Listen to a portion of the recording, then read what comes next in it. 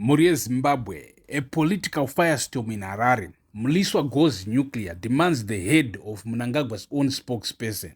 Right, tiripo mzida wavanu Murie Zimbabwe. Let's get straight to it. Zimbabwe is on fire right now, not literally, but politically. The temperature inside the ruling establishment is scorching, and somebody just poured petrol on it. That somebody is Temba Mliswa. And his target is none other than George Charamba, the man who has spent years as the voice of President Emerson Mnangagwa himself. That's right, President Zimbabwe.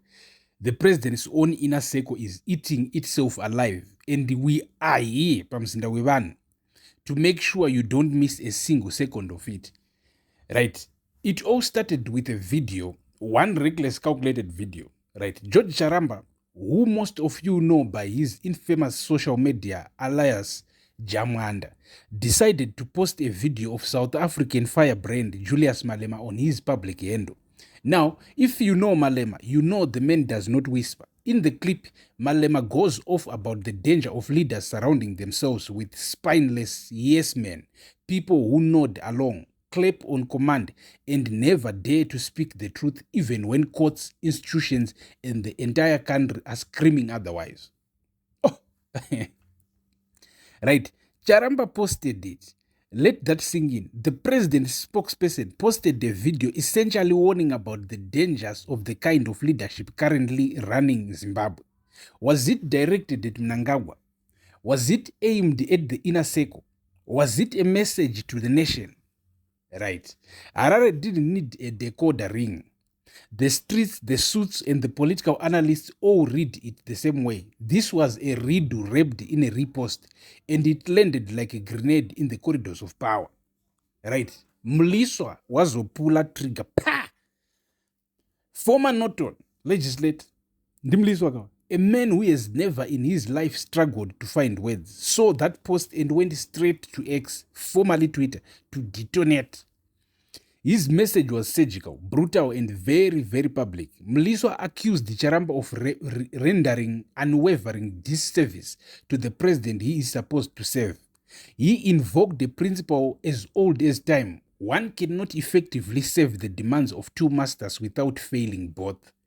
The implication, Charamba is playing both sides, smiling in the president's face while quietly undermining him from within. But Mliswa didn't stop there, Murie Zimbabwe.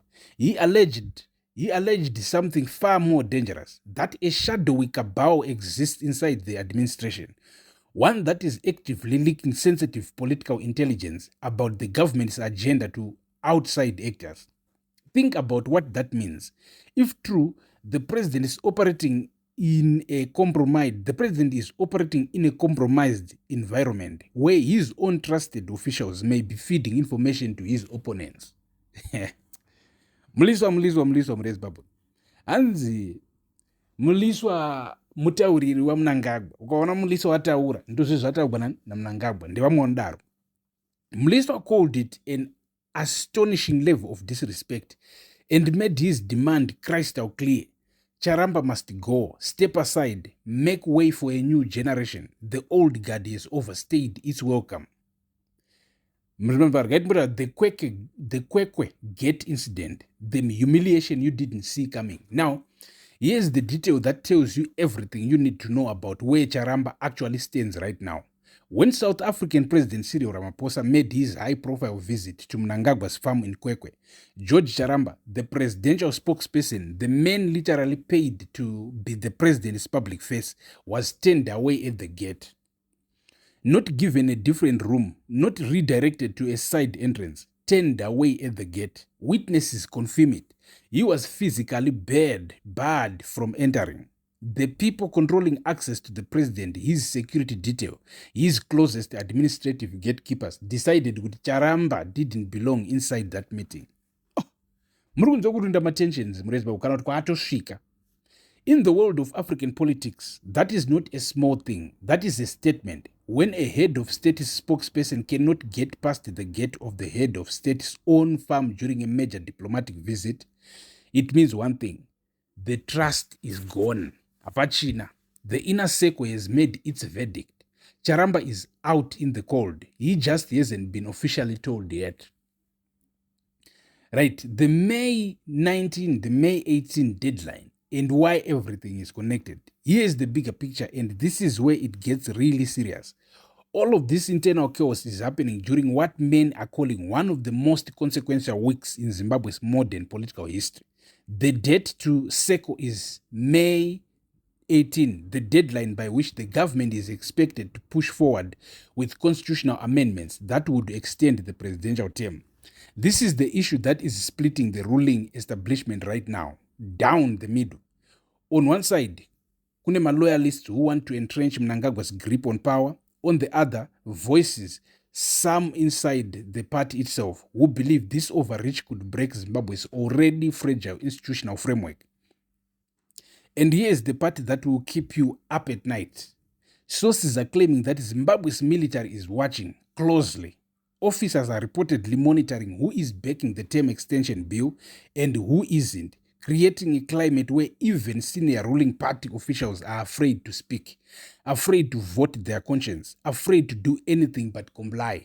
Zimbabwe, when the army is watching the politicians, Zimbabwe, you have a problem. Right?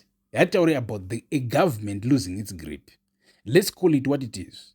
The Mnangagwa administration has lost momentum. The confidence that once radiated from Harare's corridors of power has given way to paranoia. Internal pages and very public meltdowns like the one we are covering today. The Charamba saga is not just about one man's social media post.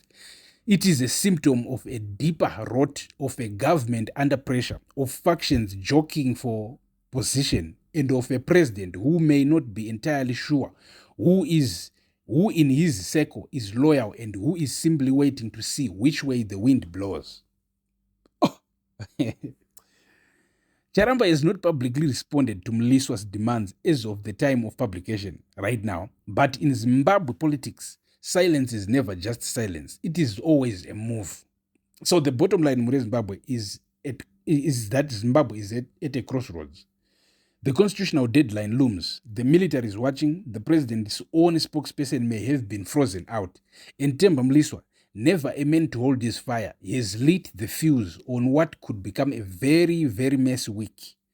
Pano pamzinda wevanhu will be here for every second of it. Stay logged in, stay bold, and also, as always, we report what others are afraid to say. Subscribe kumzinda wevanhu on YouTube or Facebook for breaking coverage of Zimbabwe's most explosive political stories. Drop your thoughts in the comments. Do you think Charamba should resign?